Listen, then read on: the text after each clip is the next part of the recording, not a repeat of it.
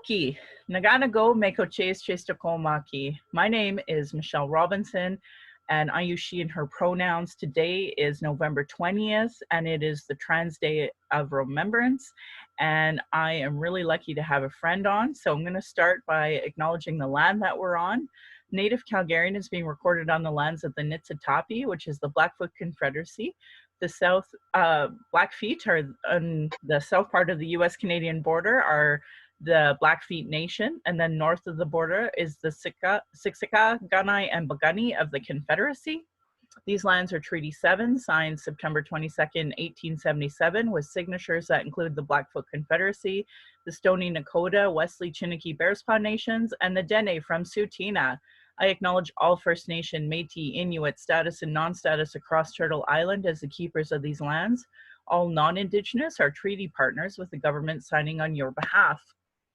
I honor the Blackfeet as the elders and the members have been so kind to me on my Red Road journey. Elder Red Crane taught me how to pronounce my spirit name. I was born here in Calgary, or in Blackfoot Mohkinstsis, as Michelle Elliott, an English name which has afforded me privilege in an English colonial world. My mother is Northern Slavey Dene, or Satu Dene, but my Indian Act imposed status card by the Canadian government says Yellow Knives Dene.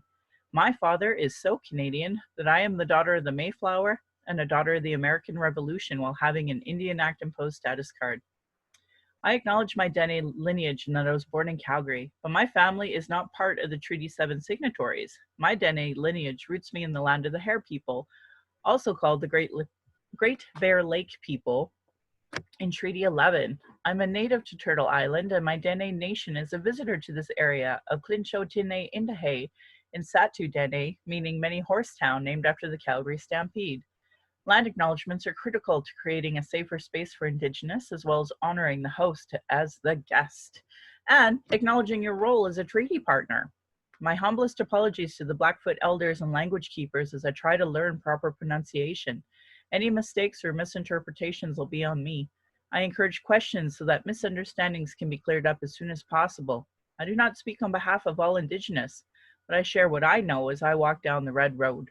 If you're experiencing emotional distress after hearing anything we talk about today and want to talk, call the First Nation and Inuit Help for Wellness helpline at 1-855-242-3310. It is toll-free and open 24 hours a day, 7 days a week. Non-Indigenous, there are distress center lines in your area as well. My Patreon account is Native Calgarian, where you can pledge and support. Thank you for the previous donors for showing your support.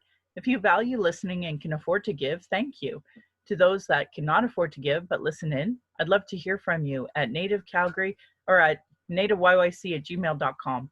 You can send in your comments or your questions, and we also have a website. I now have a YouTube channel which you can subscribe. You can go to nativecalgarian.com for the latest podcasts and pin posts on my social media. And I want to give a shout out to my super loyal donors, Adam, Agent Indian, Alexandria, Beatrice, Ben, Beth, Brian, Kat, Celine, Christina, Crystal, Diana, Jacqueline, Jana, Jenny, Jessica, Jocelyn, Judy, Karen, Kathy, Kenna, Leah, Lisi, Marisa, Melissa, Morami, Natalie, Nathan, Rebecca, Rochelle, The Sprawl, Shara, Sharon, Tammy, Tiffany, Thaya, Vanessa, and Veronica. Thank you all for listening, and I am so honored to have my guest today, again on Trans Day of Remembrance, a really important day for the LGBTQ2+ community. Boban, would you like to introduce yourself? Thank you, and I think your list of your supporters is bigger from one episode to another episode. It's bring some kind of optimism, yeah. And thank you for doing this job. And I always like to enjoy your land acknowledgement. It sounds pretty much interesting, yeah. And like maybe I will even ask you a few things later if you allow me. But let's see how this discussion will go. Well, for those who don't know who I am, but I think we have a lot of mutual friends, Michelle. So. For those who don't know who I am, my name is Boban Stojanovic. I'm quite new to Canada. A few days ago, it was exactly 4 years how I moved to Canada with my partner. At this moment, I'm with Center for Newcomers. I work there as LGBTQ plus program manager. I am there from early beginning of this program, and I'm very proud how it's going and how this program became like really huge one, from like one small pilot 6-month pilot project to like having like few people more in just a few years here in Calgary. It's also kind of challenge, but we will talk about that later also. And well, I came from a small Eastern European country called Serbia. For more than 20 years, I was, like it's very complicated because I'm like very well known as LGBT activist there, but I like to identify myself as peace activist because I start my activism being involved in peace movement and reconciliation process after all that's happened there in the Balkans region, for almost a decade. And after that, I became actively involved, like in LGBT movement itself. But I also think that whatever we are doing is building peace. so I like at the first like 0 point of my activism, like very, very like beginning is peace activism, and I like to identify myself as peace activist. But like if there is some political purpose, I like to identify myself as LGBT activist too. So yeah, and because of many things that I experienced there, not like such a pleasant things, I just became like sick and tired. And I decided to move somewhere else. So we moved, it was like early November 2016. We came here based on our tourist visa. We claimed for refugee. We were granted for refugee in March 2017. Now we are permanent residents, but basically November 9th was the first day when we can apply for our citizenship. So we are on the good way. Yay! That makes me happy. Yeah. So I don't know, I don't actually talk a lot about my stepmom, but she is Austrian. And when Harper was in office, I told her, you better get your citizenship because I don't trust this man. And that PR, that was something that her and her family had, I think, for 30 years. So I'm really glad to hear that you're going immediately for your citizenship, because I think it's really important, depending on who the government is, on whether or not you're in favor or not. And if someone like a certain politician decides that they don't like you, they can go after you. So that's why I'm so happy that you're getting your citizenship, because I know you're a huge part of our community here in Calgary. And I think it's really important for folks to understand the gravity of LGBTQ2 plus persecution across the planet, let alone even here. I mean, we have missing and murdered Indigenous Two-Spirit, and we still to this day are not comfortable identifying them publicly because of the homophobia and the transphobia that was taught by Indian residential schools and the Christian churches. And even in my community, there are churches still doing conversion band therapy, even though they're not supposed to. We're still there. And even though the city of Calgary outlawed it and the federal government, the provincial government has not acknowledged that quite yet. So I think it's really critical that we understand the gravity of the persecution that's still, the violence that everyday LGBTQ2 plus experience, but also immigrants.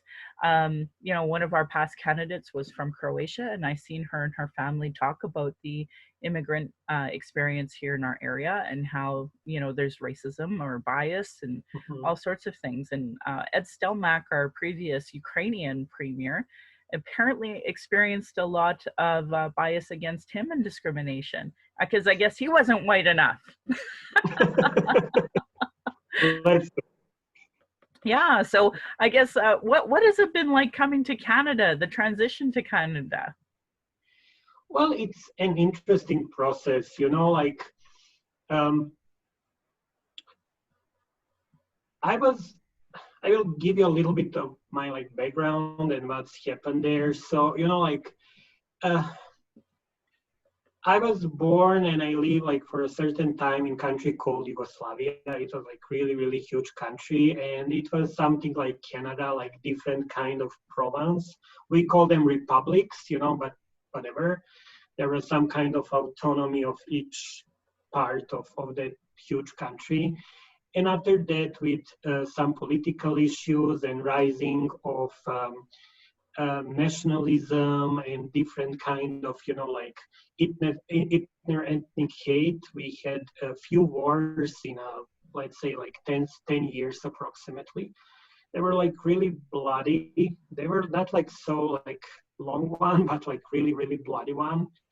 And, like in that craziness, I was in part of that country called Serbia. Now it's independent country. But in that time, like because that Yugoslavian identity, and I can see similarities with like Canada, like we are all Canadians, we are proud Canadians. So we were like very proud Yugoslavian, being like citizen of Yugoslavia. But overnight that country simply like split and we got like few new countries. And then I found myself in something called Serbia. And I didn't care about my national identity, but so many people care about it. And then they try what they did. Basically, they create some kind of instant artificial Serbian identity. So it means you must be Christian Orthodox, you must be straight, you must you must like respect some very selected part of your history, not like your history in general, but like very selected one, and all that kind of things. And for me as a like gay man, there was no space for me, and it's also like one of result of that like war craziness. One nation will be ready to kill so many people in the name of like defending your country, your nation, to protect your people. And then we will be upset with like giving birth rate, that kind of productivity. So like you are gay, gay means no family, no kids, so you are not productive for our country, you are not useful for our country. And I can see that like all over the globe, with every time with rising of nationalism, you have rising of homophobia and transphobia and I don't know, like we will always discuss about like abortion and role of the woman and everything, so it became like pretty much like tough for people like me. And I made my life even more tough by being a peace activist, and I was like double traitor as a gay man and as somebody who is very critical toward my own ethnic community. There we will use that term ethnic community. I know like in Canada it's more proper to say cultural community, but I think situation there is different, so I will use this term, but try to understand why. And I was like, my name and my last name, they cannot be like more Serbian, like it's like pure Serbian name. And like having this name and being gay and being peace activist, and like peace activists are recognized as somebody who is like against the other nation, because I want to talk what we did there, who we killed there. That is very important for me. And it was like really, really hard. And over the years, that like I experienced like constant violence, physical, verbal violence. I received so many death threats on social networks, email, whatever. But like kind of death threats like, I know where you live or something like that. So you never feel like safe enough, somewhere deep in my mind, I thought like, okay, those people are just like crazy people and they just want to scare me or something like that. But at the same time, you're never sure, you know. And I was pretty much involved in like public life back in Serbia. I was constantly in different kind of media, so I had that kind of visibility. You know, I was kind of public figure, so people will recognize me in the stores, on the street, whenever.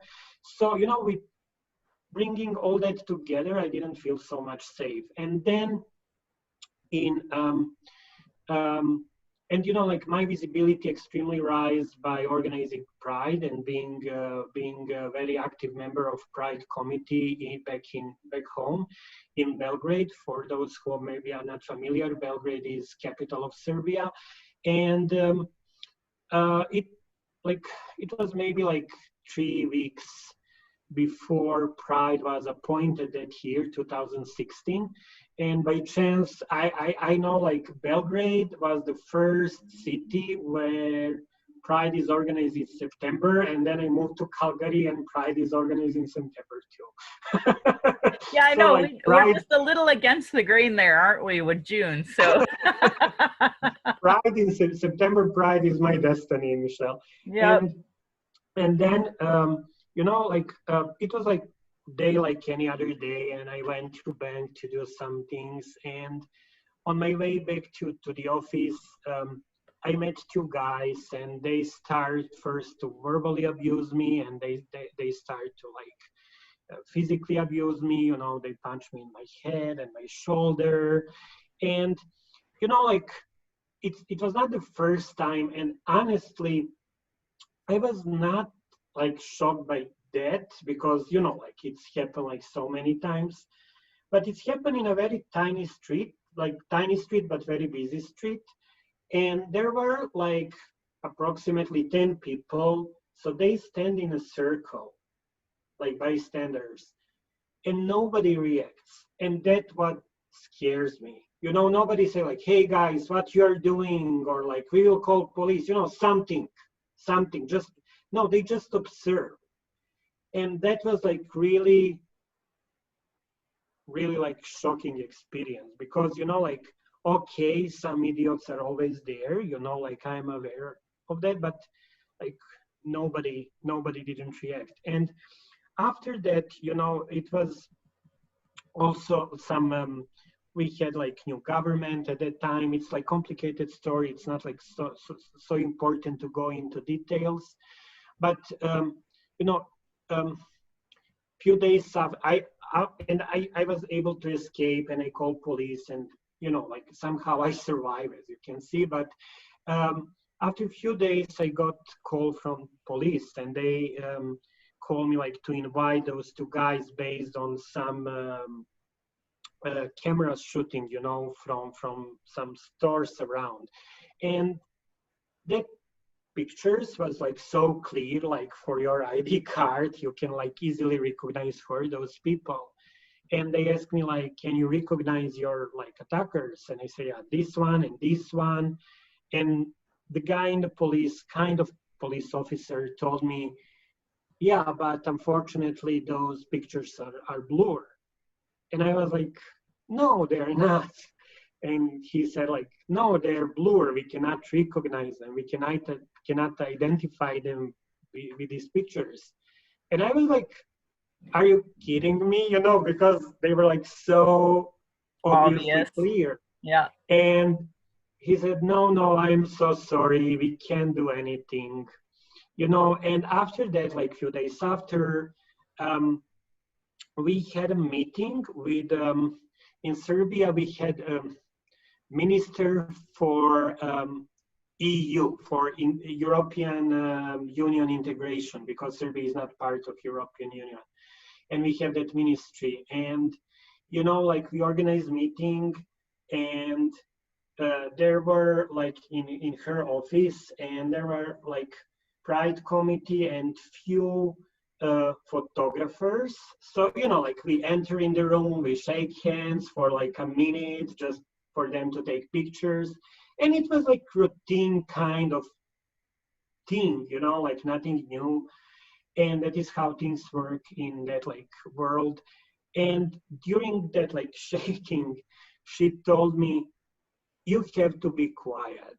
You have to be quiet a little bit more, because she mentioned name of two daily tabloids, you know, um, and she said like, because she mentioned name, and like she said like, because those tabloids will work, it means they can write some stupid story about me as I don't know, like I don't know how much money, or I rape somebody. You know, that is how they deal with political opponents. So I was like, this is out of my control. You know, I can't control this anymore. And my life became as like Homeland season 2. And I just decided with Adam, like, no, we have to go, because, you know, you cannot control that. They have much more power. They have media. And if they recognize you as the enemy, they can do whatever they want. And that is how we decide to move. And we choose between like US and Australia and EU and Canada. And we just like figure out it will be very hard, you know, to go through refugee process in many countries. We chose Canada. We didn't know where to go. And by chance, we had a person from our country we know. She's here for 20 something years. And she said like, well, you know, I have one like room more. So like, if you want to move, like I will be happy to be your host for a while. Well, And let's that is bless her for a moment. Thank bless you, whoever her. that person is.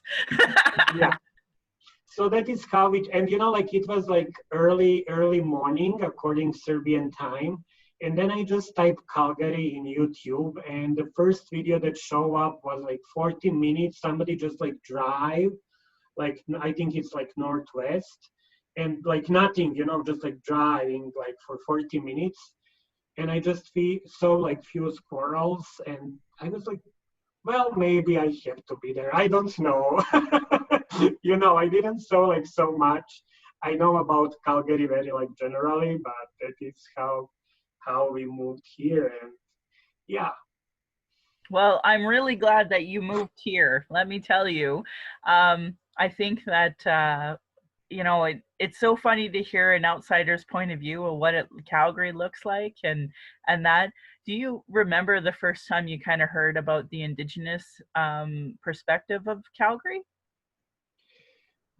Uh, I try to remember like first time, but I know like few months after we came, we joined to, I think it's like James Walk, you know, that like things all over the city. And we joined to some like drumming circle or something like that, you know, on Nose Hill. That was my first time that I experienced something indigenous, and I became a little more interested. And after that, I remember there was some like kind of conference organized by Center for Newcomers. And Adam, my partner, and I, we were just like clients at that time with the Center for Newcomers. And it was something about like indigenous people and newcomers and how we can make this bridge and everything. So it was like, like interesting. But you know, like I have to tell you, I'm not a person, I think understanding indigenous issues as a newcomer, I don't, I'm not that person. I don't know how other people deal with that. But I don't want just like to read and go everywhere and learn, and to be like extremely politically correct without understanding. I think understanding is key point, you know, because you can always like be a little bit, allow me to say that, like politically correct, but it doesn't mean you are honest, you know. And for me, I know how much reconciliation is very hard word, and there is a lot of things that we have to know, learn, understand, and to do something to act in a proper way in the future. So that is, you know, like I'm here for 40 years, but I think I have to understand much, much more, in order to be able to give proper answer to you, honestly, because it's very complicated. And I will be always, like, personally, I'm always on the side of victims. And I want to make myself as much as I can safe, like safe person for indigenous people, you know. But also I want to have that understanding inside of me. I want to know exactly. I will never know what's happened, because I was not there. But I want to understand the trauma. And as somebody who chose Canada as new home, I want to contribute to this reconciliation. I think, and I know, like, based on my experience back home, I know how hard it is and how patient we have to be. Now I can say we. I find myself as part of this society, and it's very, very complicated process. It requires a lot of patience, a lot of mutual understanding. Even we know who is right, who is not right, but it's painful. Sometimes, honestly, I think it can be part of your answer. But like sometimes, like people will get, oh, like you're from Europe. And I'm like, yeah, but I'm not that European, I'm not that European. I'm not a colonizer. Colonizer, I and like, do think, though, in the Indigenous community, like, one of the reasons why I wanted to have you on here was that there is a big difference between a refugee and a colonizer. Huge difference. And you 100% fall into that area of refugee because of the persecution that you're facing where you're from. So I think that that's why it's really critical. I know for, so I'm actually a daughter of the Mayflower. So that means somewhere along my lines in my dad's side that somebody was feeling so persecuted where they're from that they came here.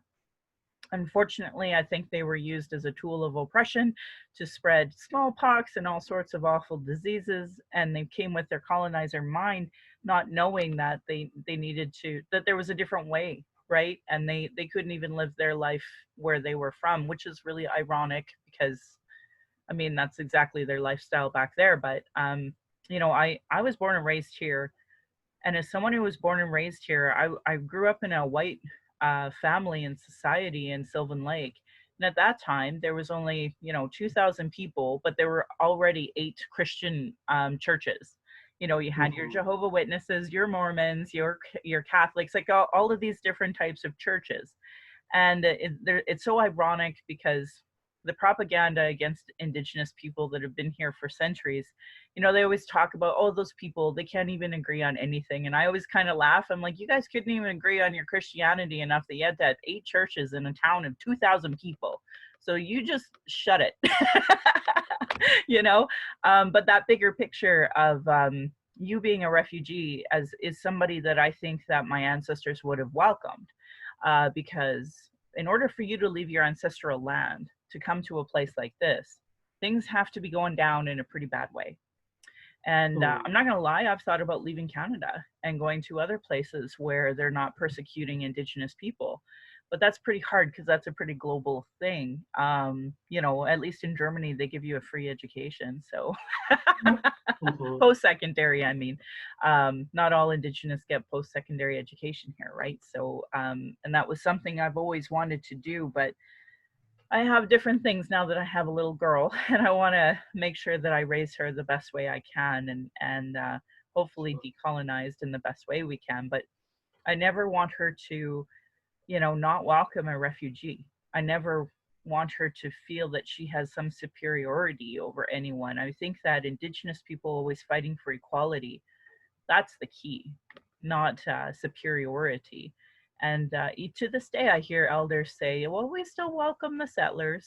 And I think, if I'm going to honor my ancestors, if I'm going to honor the treaties, I have to welcome everybody, regardless of how they got here. But I think that with refugees and the Black community that came here as slaves, these are like, these are people that we have oppression united together and intergenerational trauma. I think you yourself coming from a war-torn country, understanding what reconciliation really means.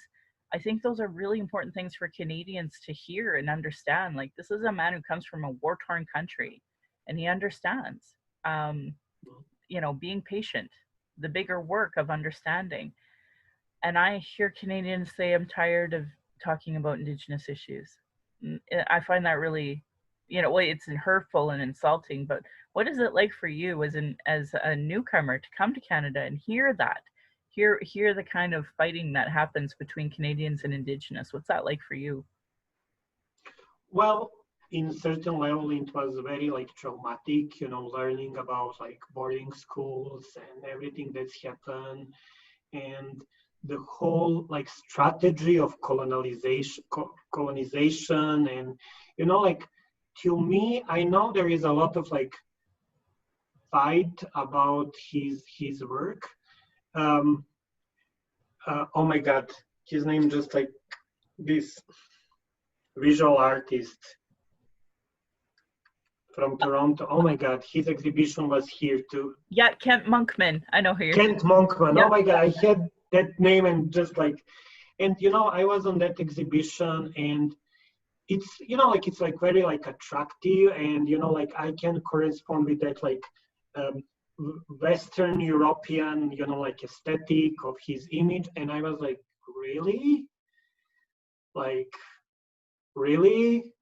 And as further as I go through this exhibition, I have like I was, wow, wow, and yeah, so all that kind of like a very, very like shock effect things, and everybody will disagree, at least like, oh my God, that's terrible, but like what we really think and how much we really care. Yeah. And that is my like next question. And again, in a certain way, I can understand if people say like, oh, I'm tired, I'm like, it's boring, we talk about it like all the time. But I think, like, we just have to be persistent, and we don't have to like give up. And like, if you fight for justice is not something what is concrete. you know uh, Truth is something that is more concrete, but justice is somewhere there. It's more like vision, it's more like an idea, and fighting for something like that, it's very hard. But I think, like, until people who maybe like doesn't want to talk about this issue, or if they think, oh, it's like minor, or it's happened like I don't know how many years ago, now we have you can't continue. Simply, you cannot continue. Like, personally, I have respect for that trauma, and I will never say to you or to any other Indigenous person like, okay, now you have to overcome. No, that's not easy. It's What not kind of easy. conversations do you have about genocide from where you're from, and the reason why I ask is that right now today the UCP is trying to talk about genocide, and they're including all sorts of genocides except Indigenous. They purposely voted against Indigenous as a form of genocide, and and I'm just curious, what are your thoughts on that conversation of the big G word? Because you have a perspective that I think other people don't. Yeah. Well, I can share what I learned and what we did back in Serbia.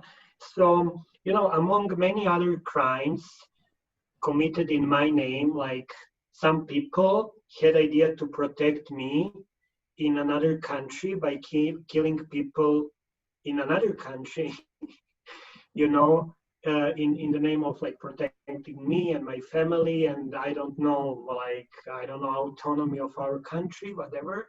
So there was like huge genocide in place called Srebrenica in Bosnia, and Serbian soldiers killed more than 8,000 people, mostly men, in just like 3 days in July. I just can't imagine how it looked like. You know, it's like mass production of killing. It's like factory of like killing people. And uh, that crime is the biggest issue in Serbian society now. And it's clearly genocide. You know, I don't want to discuss. It's not war crime, it's genocide. Because killing like 8,000 like men, it's you just want to destroy, you know, one ethnic group. In this case, it's Muslim ethnic group in Bosnia. And you know, like first what we did, we wanted to make clear distinction, like we are not those people. We didn't. And you know, I was involved in peace group called Women in Black. You know, you can Google if you want to learn more about this. And I think there was like small group of women in black activists here in Calgary during the 90s. I found some information, but I was not like, I was a little bit like lazy to try to reach those people. Sure. But you know, like we decide like, okay, we will go to Bosnia and we will try to reach these families of Srebrenica victims. And we want to say, we are so sorry, we will never forget, we stand with you. We don't understand, but we can empathize, you know, and because we are so close. And I think here it's even worse because we are neighbors. There is no borders in Canada, you know. And that's what we did. So it was like very first step in building trust between each other. After that, I remember we brought group of Mothers of Srebrenica. That's the name of an association. So they are mostly like mothers and sisters and wives of Srebrenica victims. And we give them space to talk in the middle of Belgrade, you know. And it was very, very hard for them because they were in the heart of idea of this genocide, you know. And after that, we did like so many things, but also what I think, what can be like huge contribution if non-Indigenous people organize themselves and stand for Indigenous people. So, you know, like I'm not Muslim, nobody in my family didn't lose their life there or something like that, you know. But for me, you know, like crucial moment, I was in 2004, I was for the very first time in my life, I was in Sarajevo, it's capital of Bosnia. And we went to some kind of like bar, you know, I mean more like coffee shop. And there was a group of, there was some seminars. So we were like from all over of that like region. And, you know, we were like very happy that day. We make a lot of jokes and fun. And the girl who works there in that coffee shop, she asked me like, and where you are from? And I said like, Belgrade. And she said like, oh. And I was like, what I did? But I don't know what I did. And, you know, that question and my answer destroy all that like nice atmosphere. And that was the moment when I understood like how much this trauma is deep. You know, this trauma is really, really deep. And, you know, like I did as much as I can. For example, I always like for so many years, Ada, my partner, and I, we were both involved in this movement. So, for example, we attended annual commemoration in Srebrenica. And for me, it was my way of reconciliation. Because, you know, it was very hard for those people to see us from Serbia there. But at the same time, you know, they had respect. It was like 50-50, you know, and I can understand how hard it was for them. I was uncomfortable almost every single time. But, you know, there was a moment, and it was in 2016 exactly, I remember. And one, like, I think she's in her like late 50s, one Muslim woman, she came to me and she told me, you know, I know who you are, meaning I know you are gay. And for her, it was, you know, it's very traditional part of Bosnia, very conservative. They're not like super gay friendly. So for her, I was like, wow, because for her, it was probably very hard to reach me, you know? And she said like, I know who you are, but thank you for being here. And my heart was like so broken, honestly, you know? And that's the best compliment I ever got, because I think that's the heart of reconciliation. Not because she reached me. Please don't understand in that way. You No. know, this Yeah, is I my appreciate you saying experience. that though. Yep. But in the same way, I reach her. I was there. I make my decision to go there and to accept whatever. You know, another time I had experience when another woman approached me and said like, thank you for being here, but we cannot forget. You know, so like many reactions was there, but I think that like, thank you, that's something.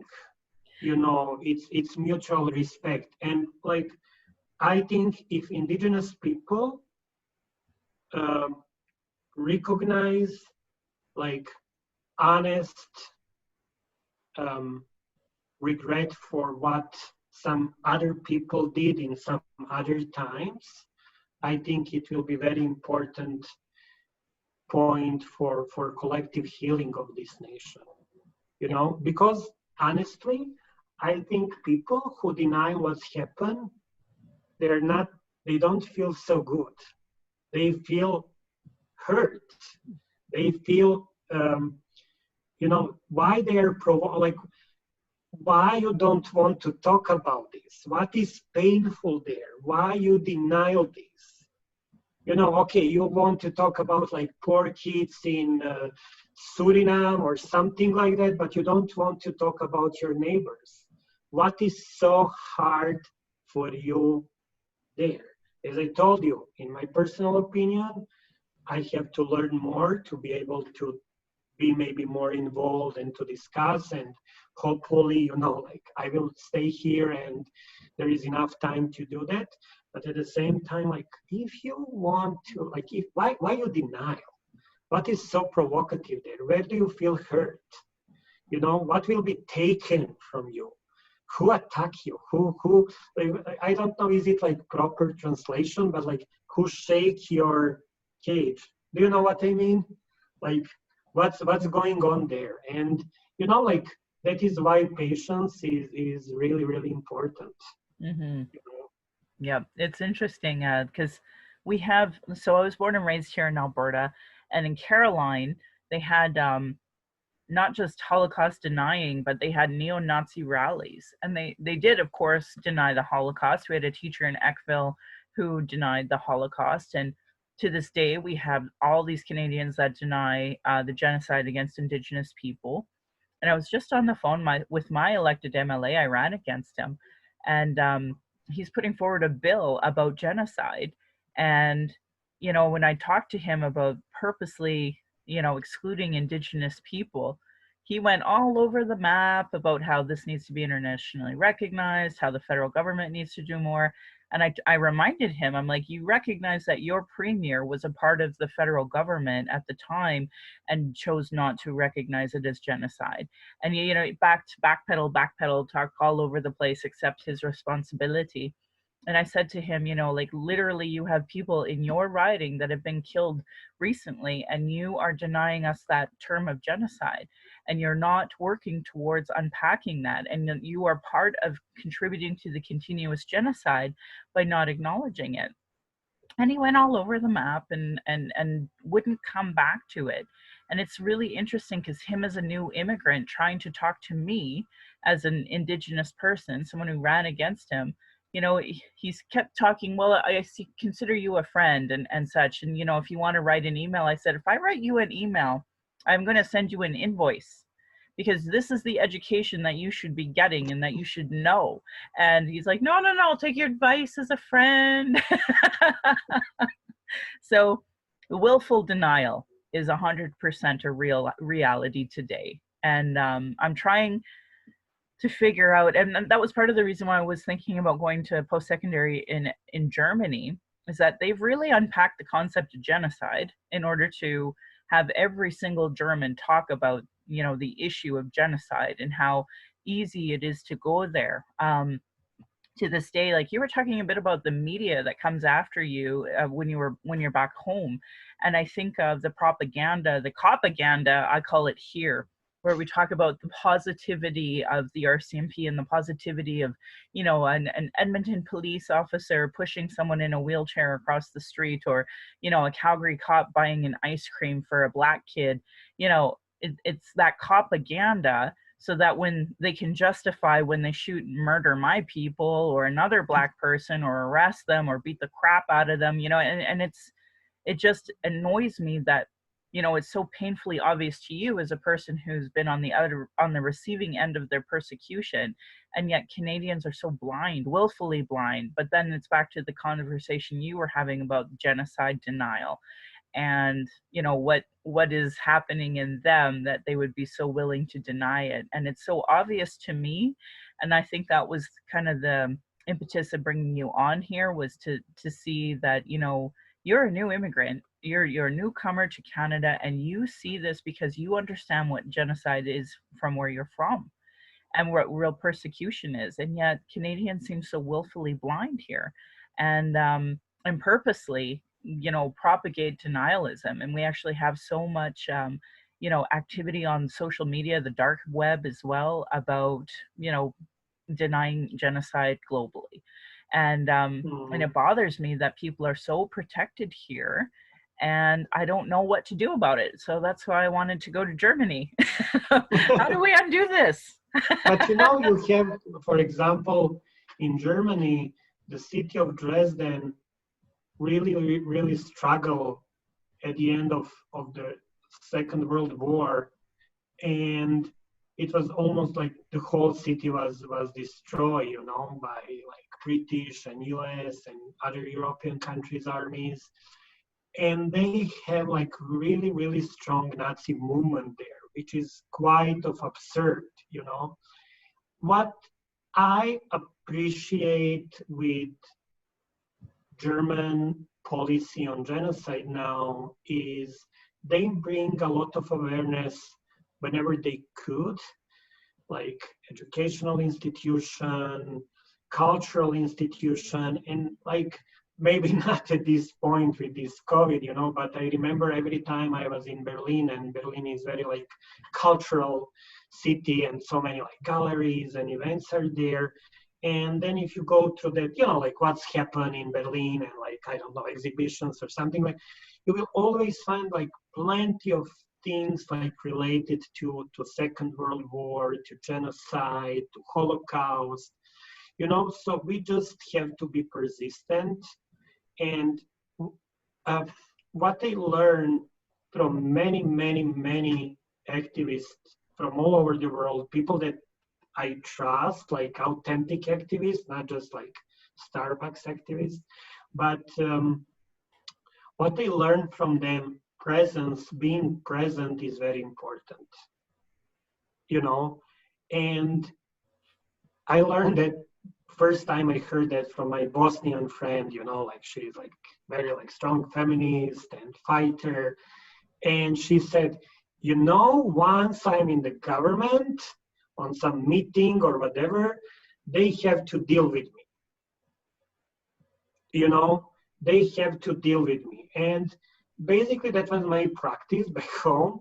You know, I didn't care like what you think, what is your idea. I was just there. I know so many times I make them nervous.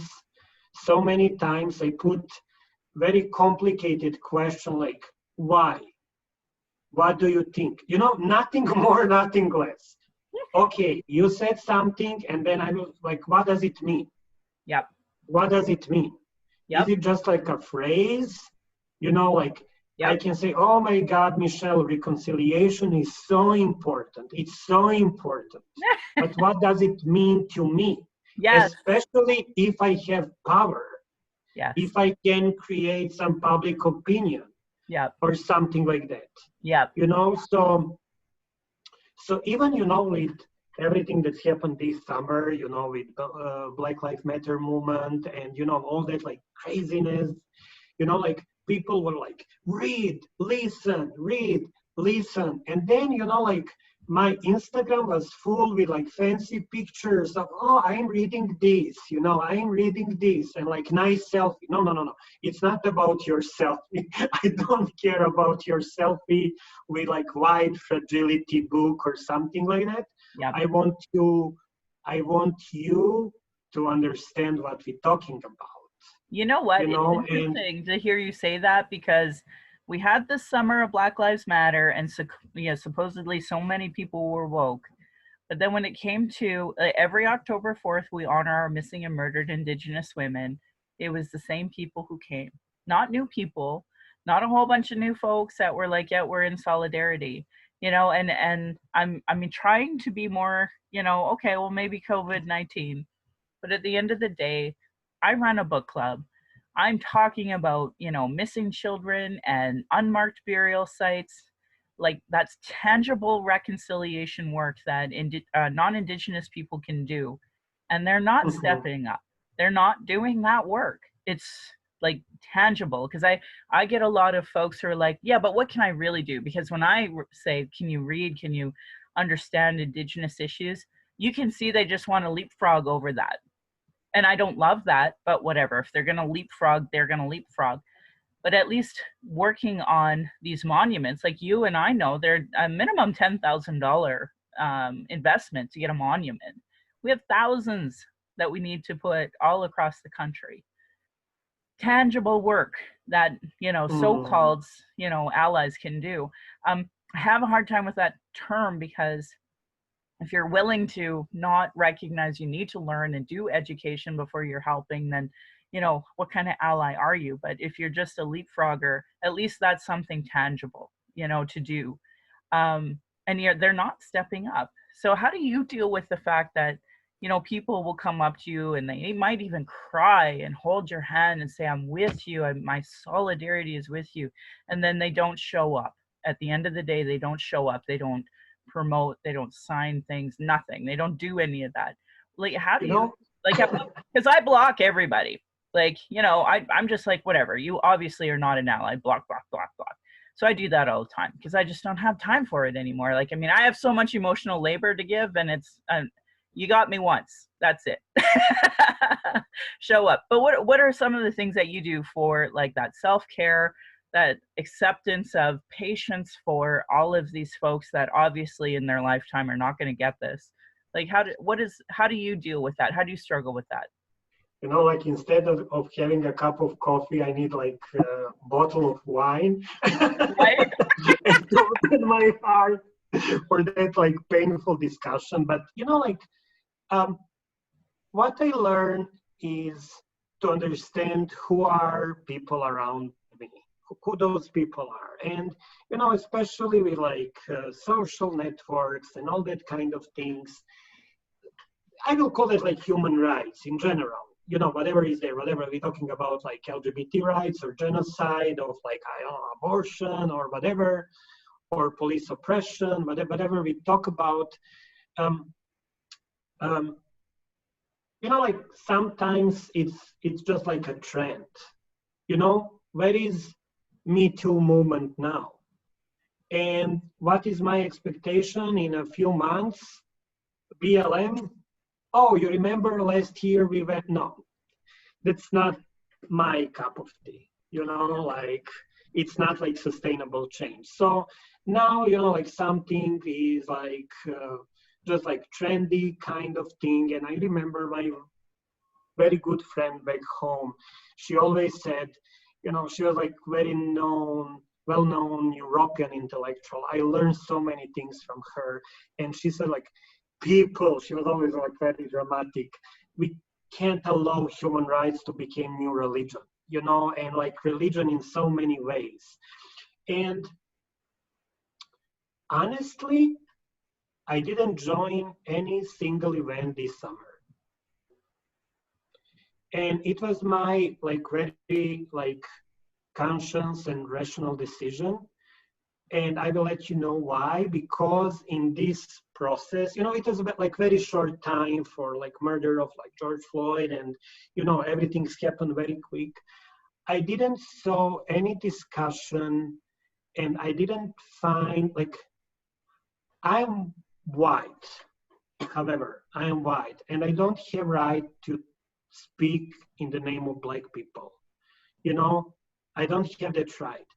I will join them once they want me to be there, not just because it's like trendy and I want to post on my Facebook. I didn't saw that kind of discussion and articulation in the frame of Black community. And I was like off from my social networks for a while, because like how to be perfect ally or something like that. It was so annoying because I didn't find so many things like honest. It was just like, I'm not that one, but I was still curious, like who you are, who your friends are, like what you're doing, like just making that like simple kind of statement. It was not enough for me. What I learned from reconciliation process, for example, is it's very important for victims to articulate their requests, but they need their own space. They have to discuss among themselves. They have different opinion about different things. But once, and it doesn't mean like it must be like final list of requests, but once all these ideas are articulated, then others can join, and I think it was crucially important for this summer, for example, with Black Lives Matter, or maybe like it's better to say about like all that like issue of like racism, to give space. But I'm not that one who will give space to Black community. I'm not that one. They have to organize themselves, and they have to articulate whatever they want. And then, like, because it was like really, really like crazy, and I'm sure, and you will see in a few months, it will be like last year trend. And I'm not happy about it. I'm not happy about it, because I think like recently Me Too is perfect example how something what we, oh my God, we are all on this, like we understand Me Too, do this, do that, and then it's just gone. Mm-hmm. And it doesn't mean that like rape is gone and sexual abuse is gone. No, it's still present, yep.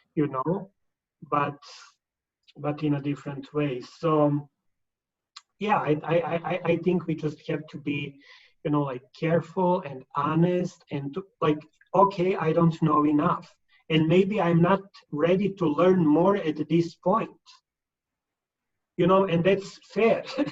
I think that's fair, and I think that's completely fine, but just like try to be honest, to follow your heart, to understand the importance of understanding each other. And it's like step by step. But like just to go back, I think for like indigenous activists and indigenous people, or like indigenous people who are maybe more active in this field, just be present. I think it's precious, just be present, don't give up. And because being present is the most powerful thing that we can do. Well, I think that's sage advice. So thank you, Boban, for all of that advice.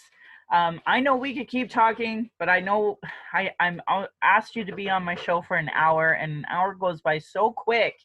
So I better wrap up. But when I do my wrap up, I really think that you touched on a lot of the things that I talk about when it comes to being a bystander, especially your conversation about really what made you decide to come to Canada.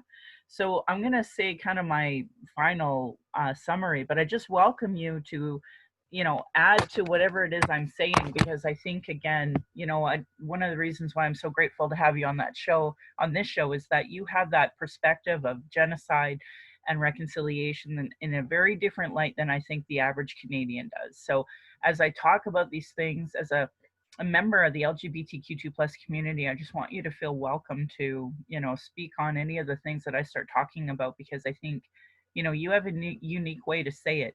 And they keep hearing it from me the same way over and over again. And sometimes a new voice helps them see it through a different light. And I hope that, hearing your story at the minimum of what it's like to watch other people not stand with you. And it's so funny because to me, like, I know you in real life, so I see you and you're a big tall man. So for me to think of somebody trying to come up to you and physically harm you is just so, like, ridiculous to me. But that's your reality, and that's the reality of many LGBTQ2 plus, and your partner and you. Like, I wish you all the happiness that you can have here. I want to see LGBTQ2 plus thrive.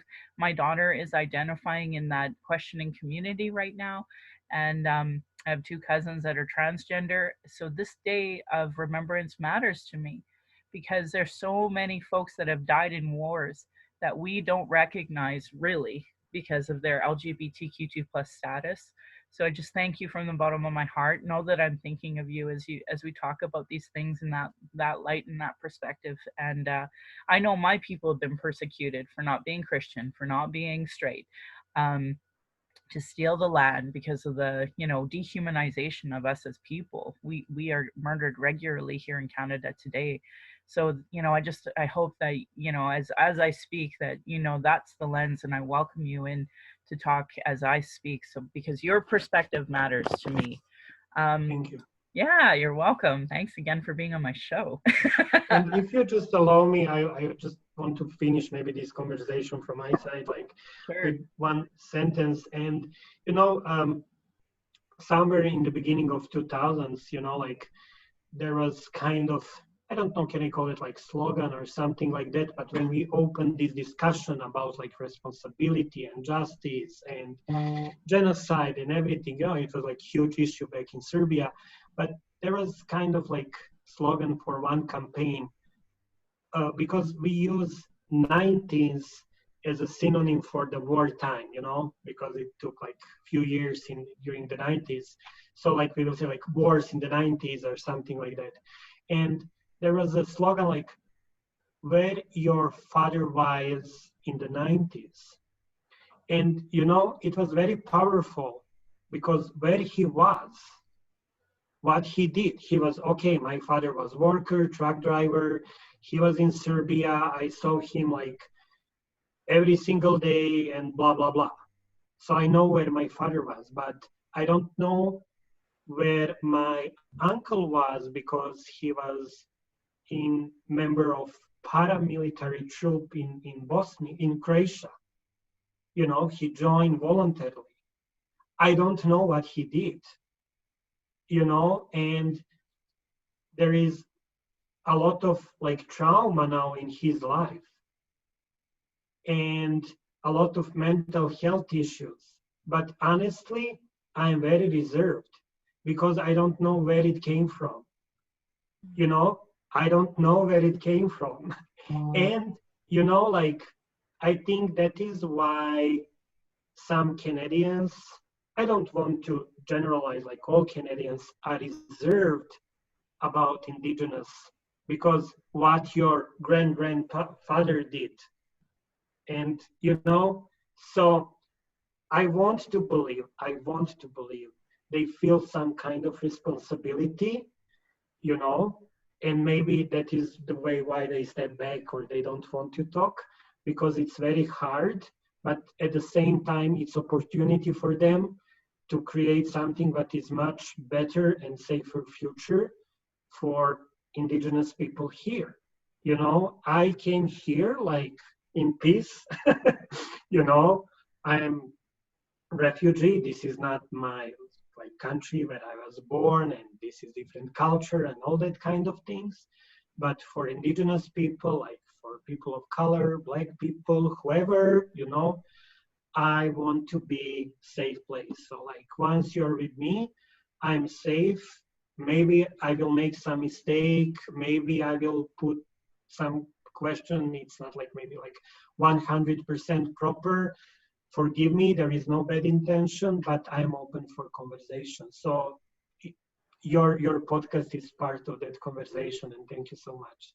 Oh gosh, I'm so honored. I just know that folks who have faced oppression have so much solidarity. So I'm just so grateful that people can hear, you know, a bit about you, where you come from, and how you came to be here, because that's part of that understanding too. And seeing refugees as part of, you know, our brothers and sisters for sure. So just honored you would say all of that, and, you know, share your insights on everything. So. Thank you. Indigenous have been talking about our issues, sharing our traumas in reports, commissions, and public hearings, so that we regularly disregarded. No more. Honor our words. Honor the treaties. Listen to politicians and their platforms and policies. If they don't recognize the marginalized in their gender equity plus programs, if they are cutting violence prevention programs, Indigenous education, Indigenous genocide, uterus health choices, gay straight alliances, lack for human rights for migrants, immigrants, folks with disabilities, know that your vote to that party directly negatively impacts marginalized people. Demand that they implement the Truth and Reconciliation Commission report's calls to action, the recommendation of the Royal Commission on Aboriginal Peoples, the multiple reports about child welfare reform, violence prevention, and now the 231 calls to justice from the National Inquiry on Missing and Murdered Indigenous Women, Girls, Two-Spirit, and Transgender. Denying these reports is a form of abuse called gaslighting. Our people are experiencing extreme racism in the educational, health, justice institutions, with multiple reports that say the same things. Demand change from election platforms and politicians. If they don't recognize colonialism, racism, privilege, and sexism, they literally have zero business running. This should be understood by all parties, local politicians, community organizations, sports organizations, nonprofits. A really great article I said out loud in episode 62 is Truth Before Truth: How Non-Indigenous Canadians Become Allies. So I want to continue by putting cultural safety into action so that you can create a safer space for Indigenous people of color, those with disabilities, LGBTQ2+ to speak. Look at it as first aid for marginalization. Do something. Having good intentions is not enough. Take action to make change. Speak out against racism. Ask questions with those with more understanding. Find allies. Create a support network so that you can help advocate for culturally safe approaches. Take responsibility for your own learning. Read, reflect, ask questions. Do not expect this learning to come from marginalized people. Take time for self-reflection. Beware of your own assumptions and biases. Question everything you've learned about Indigenous people and take steps to actively disrupt the stereotypes. Commit to lifelong learning. Be prepared to be uncomfortable. Understanding colonialism and the legacy of racism is an ongoing and difficult task. And I want to say thank you to heretohelp.bc.ca of what is cultural safety and why I should care about it for those resources. Internalized racism or lateral violence is another form of violence that marginalized people face because of the structure of racism. So here in Canada, the Indian Act, Indian residential schools, other land clearing policies that created this internalized racism. And I actually had a really interesting week because of that conversation with the Calgary Stampede releasing their poster. You know, there's in the Black community, they talk about the house N-word. And here in Canada, we talk about the Fort Indian. And the Fort Indian is the one that's close to the fort. And, you know, gets some of the privileges of being around the fort and then forgets to, you know, about all of the oppressed folks around them and the policies. Like they focus on the smallest things instead of the bigger picture of the policies of like Calgary Stampede, not hiring Indigenous people, paying non-Indigenous people for Indigenous pictures, and you know that objectification of Indigenous people. That's part of the whole issue of reconciliation. But Stampede can leave that discussion if they so chose. They just choose not to. Anyway, racialequitytools.org has some really great tools about internalized racism. Do's and don'ts for bystander intervention from the American Friends has some do's and don'ts. And this is really specific because Boban specifically talked about why he came to Canada, because people chose to stand on the sidelines when it came to this. So if you witness public instances of racism, anti-Black, anti-Muslim, anti-trans, any form of oppressive interpersonal violence and harassment, use these tips on how to get involved. 1, make your presence known. What if one of those 10 people that were around stood with Boban? What if? Make eye contact. Ask them if they want support. Move yourself closer to the person being harassed. If possible, create a distance or a barrier between you and the person. If it's safe to do so, film and record the incident. It's a lot easier to delete it later. Take cues from the person being harassed. Is the person engaging? I mean, literally, Boban was fist fighting with someone. It's a good time to intervene. Notice if the person being harassed is resisting. White folks, don't tone police people being harassed if they're not white. Follow up with the person being harassed after the incident and see if they need anything else. And I always recommend people giving their card.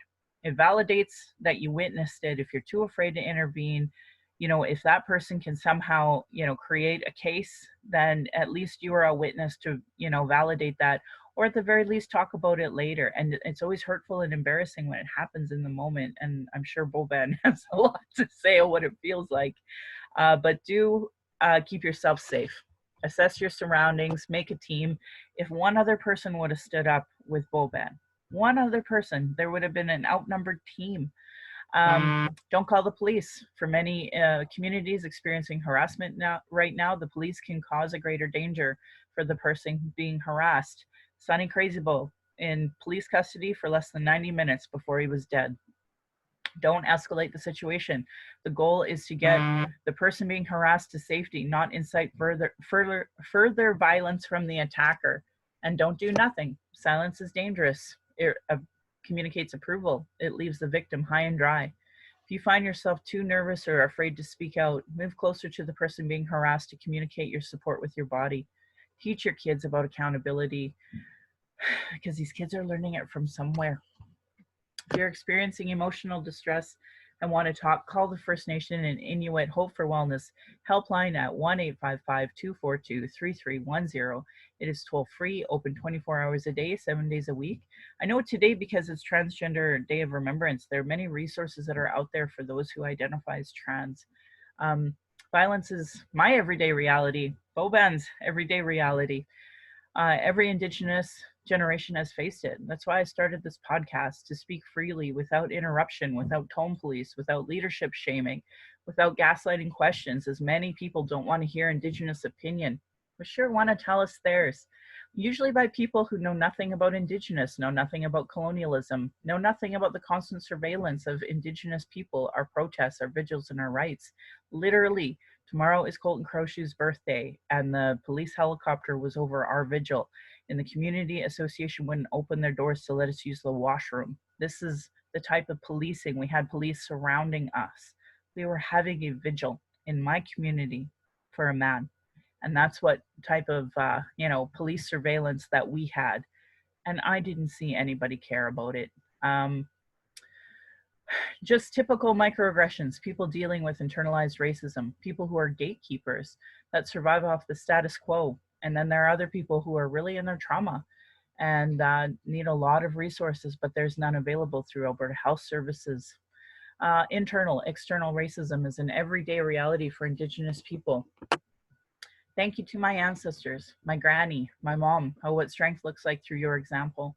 want to thank my dad for teaching me to be strong and blunt, my stepmom for showing me what a proud culture is through her Austrian roots and stepping up and teaching me to be a proud Calgarian. It is through her I am a second generation proud Calgarian.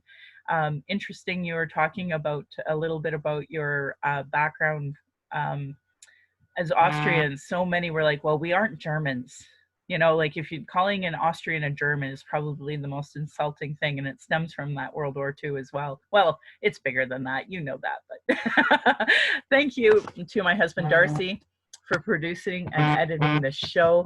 On top of being my husband and childhood friend, he's been the father of my child and witnessed decades of racism and sexism. To our child, who we are blessed to learn from daily, I am honored that you chose us. You give me daily accountability to be a better and stronger person. I hope my daughter and my family will be proud in the future of us trying to discuss these present day issues in a way that they can understand.